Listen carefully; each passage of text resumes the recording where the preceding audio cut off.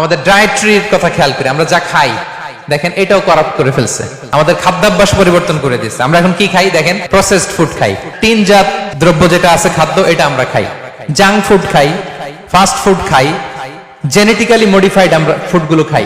ফলে আগে আমাদের মুরব্বীরা বাপ দাদারা যে এনার্জি পেত ওই এনার্জি আমাদের গায়ে নাই, ঠিক কিনা বলেন? আমাদের ফুড করাপ্ট হয়ে গেছে।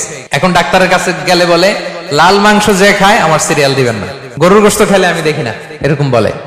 তো রাসূল সাল্লাল্লাহু আলাইহি ওয়াসাল্লামের যুগে ওনারা মিট খেতেন না ভাইরা, ফ্রেশ মিট, মরুভূমির ক্যাকটাস গুলমলতা খেয়ে যে খাসি দুম্বাগুলো ওগুলো খাইলে এমনিতে শরীরের ভিতরে এনার্জি চলে আসে। এগুলো বাদ দিয়ে আমরা খাবারে কি ঢুকাইছি? Fast food. আমাদের ছোট বাচ্চাদেরকে দেখবেন ভালো মাছ খেতে দিলে খায় না, ভেজিটেবল দিলে খায় না। কি খাবে ওরা? আমি জানি কি খাবে, শোনেন। সসেজ খাবে, দেন পিজা খাবে, ইনস্ট্যান্ট যে স্যুপ আছে, নুডলস আছে এগুলো খাবে, ফ্রোজেন যত মিল আছে এগুলো খাবে, ঠিক কিনা? তাহলে আমাদের ডায়েটরি সিস্টেমকে চেঞ্জ করে দেওয়া হয়েছে।